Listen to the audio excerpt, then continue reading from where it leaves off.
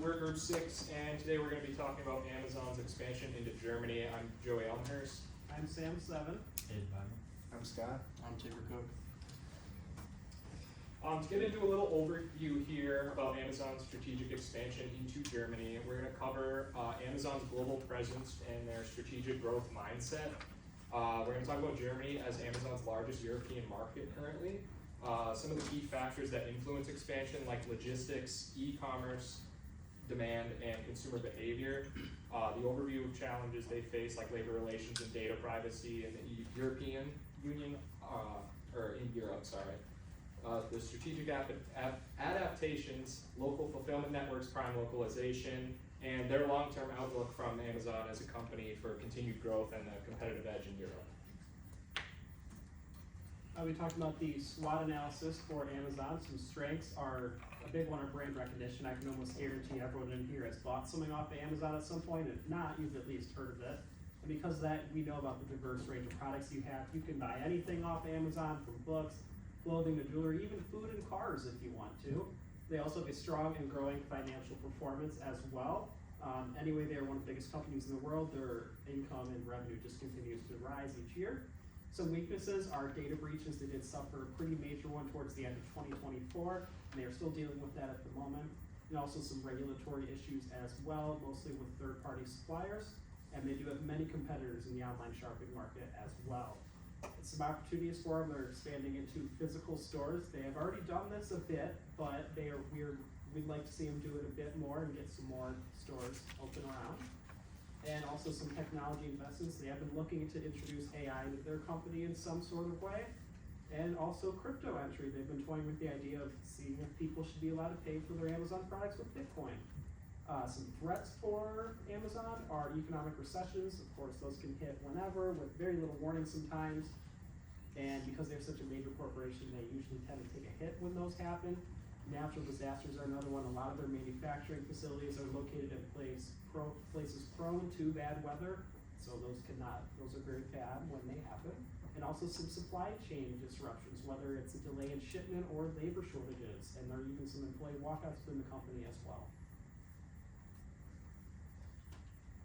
And then the pestle analysis for Germany, when it comes to political, they are a representative democracy similar to us in the United States. They elect a president, however where they vary is they elect a chancellor as well, and the chancellor is the one more in charge of working with the cabinet and creating the laws. On the economic spectrum, they're the fourth largest economy in the world, behind Japan, China, and the United States. They have low unemployment, and they also have a big workforce as well. On the social aspect, they are the most populated European nation, excluding Eurasian nations like Turkey and Russia. They also value privacy and hard work as well. On the technological side, they are the fifth most advanced nation in the world, behind South Korea, Japan, China, and the United States. They are known for their cars. They are home to the big three in the auto industry, which are Audi, BMW, and Mercedes-Benz. And they are also known for their advancements in science and medicine. On the environmental aspect, they have suffered some pretty serious floods in 2021 that left a fair amount of people homeless or without power. They are also they face climate change issues as well because they're such a mountainous nation. Mountainous nations tend to get the worst front of it. And because of this, they're looking to be 100% renewable by the year 2035. On the legal aspect, they are very open to new businesses. German nationals and foreign nationals are kind of on the same playing field. They do not require that you have any German national involved with the company, whether you're looking to start there or expand into it. They recommend it, but they do not require it by law. And some other reminders, just some major competitors for Amazon or your other online shopping websites like eBay and Mercari, which is a Japanese site that has been growing for about a decade now. Then you have your other big stores like Walmart and Target, which also have online shopping options. Then you get to your cultural considerations. Germans love their punctuality. They hate to be late. They are never late. If you're late by 1 minute, they will not respect you. They also, what they do value though, other than hard work, is a work-life balance. They'll take about 25 to 30 days a year off for vacation. And they are also a very direct communicative nation. They don't want you to sugarcoat anything. They'll get right to the point and they want you to make it. All right, for our entry strategy, we decided to go with the wholly owned subsidiaries route. Our main focuses on these are the full operational control, this is a key one because of us being such a large company and having such a extensive financial capital, we would be able to front those concerns of not being able to afford that up front. And it would give us more control logistically and innovatively, so it allows us to adapt and retain that information for us as a company and not have to share that with possible third parties if we were to go another route with partnering with another company. For innovation, that ties on that with our wanting to add into AI within the company. It makes us want to keep that more control towards ourselves. For our strategic marketing, it just keeps us, we can run things the way that we want to run them. It's just kind of been working for us so far, so at this point we wouldn't want to get that going any other way. It allows us to go on our main goal of being a very consumer friendly e-commerce market, so we wouldn't want to relinquish any control in that way, and it would also help us with data security compliances within the EU. So for some potential risks that we have, would be our high startup costs of ranging of 110 million to 160 million euros.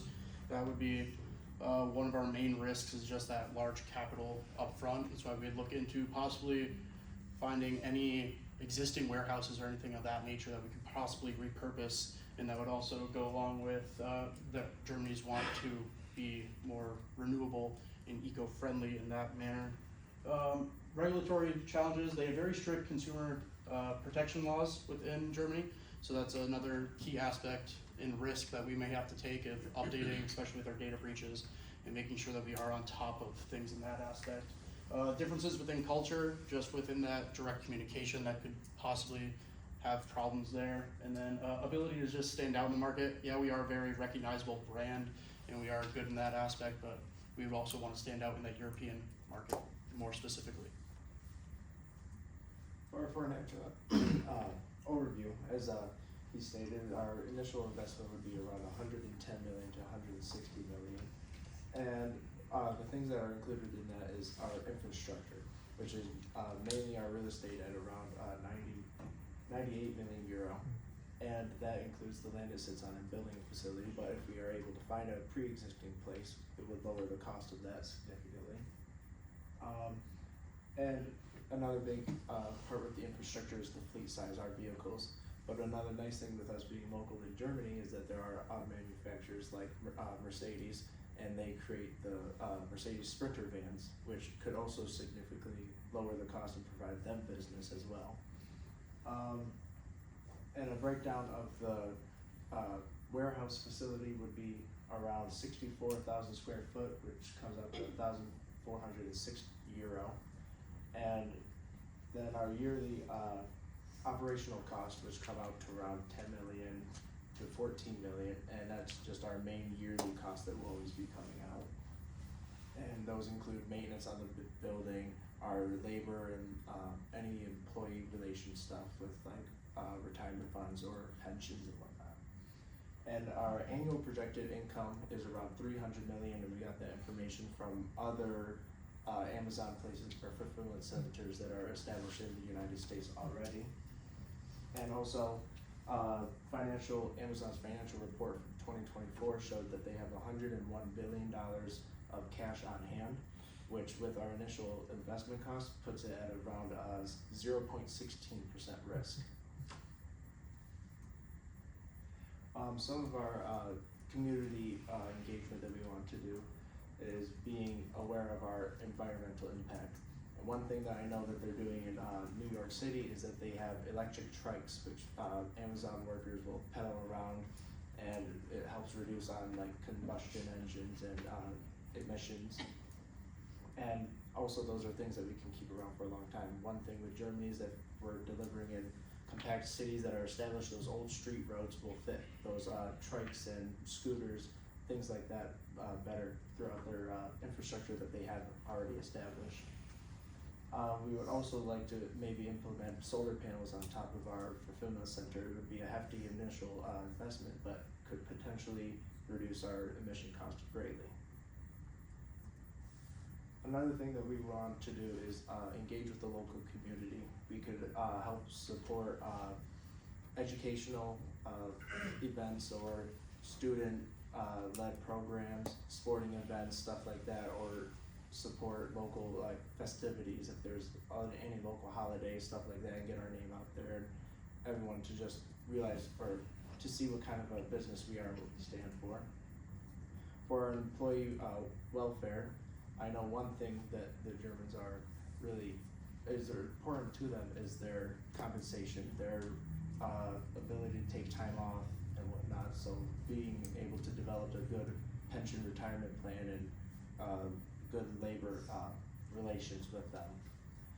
And another thing is that we want to respect labor laws and anything else that the government has in place. Quick look at our 4 Ps here in marketing, starting with the product. We're gonna enhance our localization of the Amazon Day platform, which is the German Amazon platform. Do that through localized product offerings during different events or different holidays or German holidays. Also, German support staff. We're gonna have native German support staff to kind of help with customers, any complaints or any customer issues. They'll manage that. We also need to adapt to local payment preferences. In Germany, they do a lot of pay on account or pay later as opposed to what we do here. They aren't as much just credit card, debit card purchases. So we'd have to adapt to that. And one of their local things is Klarna Pay Later. So we could collaborate with them and offer purchase on account offers through that. Also, we're gonna add a buy local or a Germany section to our platform, which just basically pushes German products and German-made products to try and kind of connect with the German consumers. For the price, we use competitive dynamic pricing, kind of analyzing the market trends and being sure to not let any competitors undercut us. We also use value-based pricing, which is just basically putting quality over simply just undercutting our customers, because Germans are a higher class country. They don't necessarily just want the cheapest products, they also want quality in their product or service offering. Also through transparency, basically following, like they said already, German guidelines. They have guidelines for pricing as well. You need to be transparent, not mislead customers. And our prime incentives include standard prime incentives such as free shipping or other discounts that they might be able to obtain through that. For the place, we have our online website, like I said, the Amazon.day platform, also the Amazon mobile app, and then we're going to be adding a lot of fulfillment centers in major metropolitan cities, trying to expand across the whole country, basically add fulfillment centers so they can get products quicker around the whole nation. Promotion, we had localized multimedia advertising with different TV, radio, billboards as well. In Germany, they have 67 million users on social media, which is about 81% of the population, most of it within Facebook and Instagram. So we will push our social media through those two primarily, also using partnerships with German content creators to kind of focus on the German consumer side and push local products through local content creators to get to their consumers. Also have proactive PR by highlighting our investments, as well as job creation through the fulfillment centers and community involvement, like they've already spoken on as well, different events.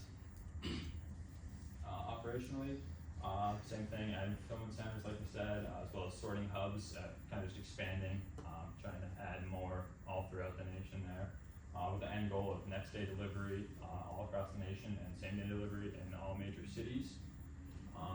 Our last mile delivery strategy is kind of focused on the expansion of the electric vehicle fleet, as well as trusted partnerships with DHL, Hermes, and DPD, which are different delivery services, all often in Germany. The idea of sustainable transportation, we're going to invest in 200 plus electronic trucks and vans to kind of push that sustainability idea, like we said already. Sourcing, we'll diversify our sources for our high demand goods, kind of have various different sources, so our high demand goods are always ready and we don't have any issues with that. Partnership with Knusper, also a fresh food delivery service in Germany. They deliver goods there online for fresh food, and they partner with Prime to allow free shipping or other various offerings there. Staffing, we'll have 40,000+ employees, like I said, offering a lot of new jobs to local German workers, prioritizing local fulfillment workers, engineers, and corporate staff. Okay, so to wrap up Amazon's influence in Germany, Amazon's entry into Germany has capitalized on rising e-commerce trends in the recent times and high internet penetration. Again, it's a strong logistics investment, including over 20 fulfillment centers, and this is off of Amazon's financial report again, across Germany. They've adapted well to local preferences, Prime Video localization, faster delivery, and key challenges like included labor disputes and compliance with strict German data privacy laws. Europe is extremely strict with their data privacy, a lot more than the US, so hurdling that will be a significant challenge for Amazon. And despite setbacks, according to Business Insider, Amazon achieved over $30 billion in revenue in Germany in 2023, securing it as a dominance as the market leader. And Germany's market will continue to serve as the blueprint for expansion strategies in other EU countries as they try to navigate and penetrate different countries to establish a foothold and a benchmark. That's it, thank you.